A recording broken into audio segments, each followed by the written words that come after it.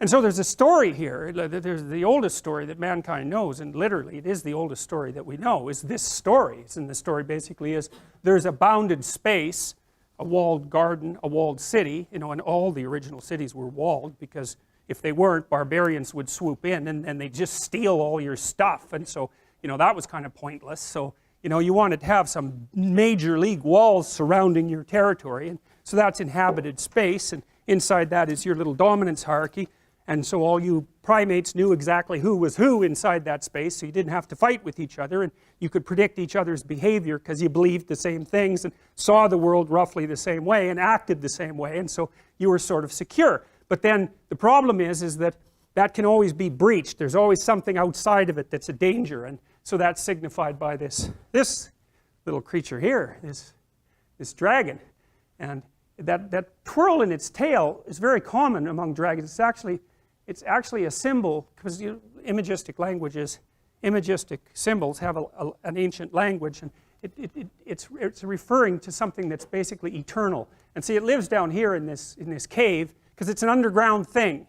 It's an underground thing, and you can kind of imagine what that's like. And sometimes this happens in initiation rituals among archaic people. When they're going to initiate, usually the young men, because nature initiates women all by itself.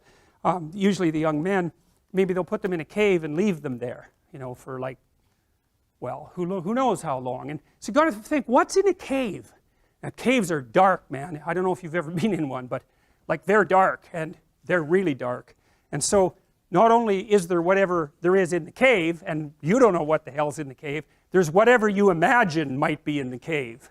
And so when you're in that cave and you're alone, you're confronting the devils and demons and monsters of your own imagination, and so then you have a chance to perhaps deal with that and overcome it, and that's perhaps part of the initiation ceremony, and that's part of growing up, because you have to learn how to face the things that terrify and upset you and recast them and put them back together.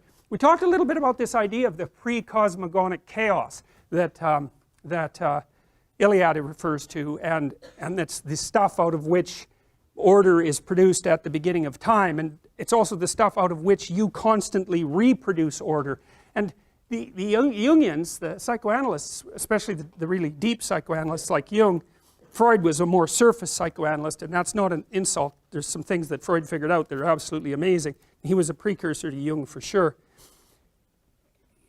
For Jung, the hero's journey was the journey inside the unconscious, and that would be perhaps in some sense that the willingness to face everything terrible that's happened to you and to think it through and to articulate it and to come to grips perhaps with your own capacity for malevolence. That was a really important part of Jungian ideas, that the first step towards individuation, which is the manifestation of your full self, let's say, was the discovery of your shadow. And your shadow is the part of you that will do terrible things under the right circumstances, and maybe even without that much provocation. And and it's a terrifying part of you to come into contact with, because it's sort of the way that you're specifically attached to the archetype of evil.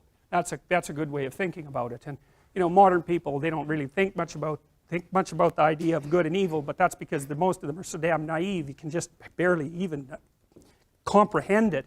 If you read any history, if you really read it, and you don't come away with the idea that evil exists, it's like you're just reading the wrong kind of history. It's just unbelievable what people can do to each other, and we're so imaginative. And one of the things I figured out about people, the reason that we have the knowledge of good and evil, let's say, is that because we're self-conscious and we know about ourselves, we know about our own vulnerability, right? You know what hurts you. You really know what hurts you, way more than an animal knows. And you're also creative, and so once you know what hurts you, man, you can really hurt someone else. And you can do it in such a creative way. You can draw it out, you can make it excruciating, you can take people apart physically and psychologically, and you can keep them, say, even right on the edge of death, so that you can keep doing that endlessly. And that happens a hell of a lot more than you think it happens. It happens a lot.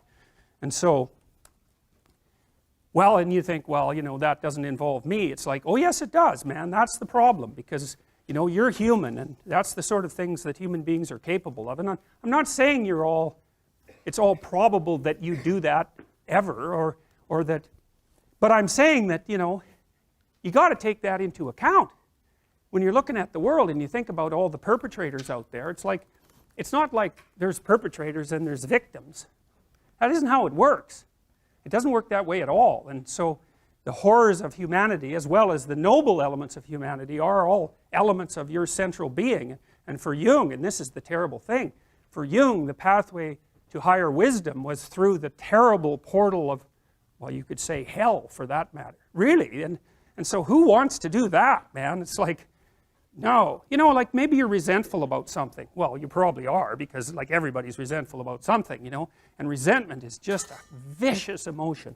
It's really useful. It's really useful, because if you're resentful about something, it either means that you should grow the hell up and accept the responsibility and quit sniveling around and whining, or it means that someone actually is oppressing you and pushing on you too hard and bullying you and demeaning you, and you have something to say or do that you're not saying or doing. And no wonder you're not saying or doing it, because, you know, it can be really dangerous to say things or do them to free yourself from being oppressed. You can get in a lot of trouble in the short term for doing it, so it's easier just to not say anything, sort of day after day.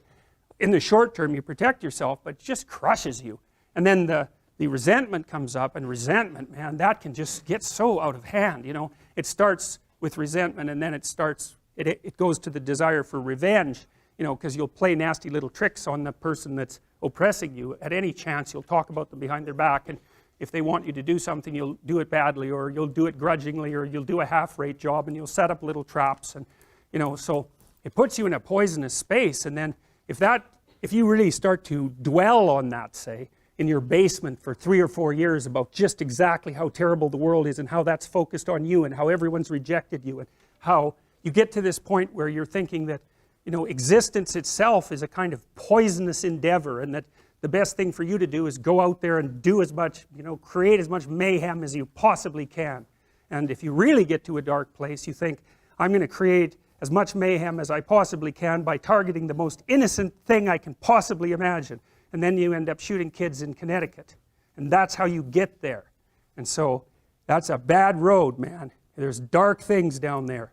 But you can go there, and people do. And they go through the hole of resentment.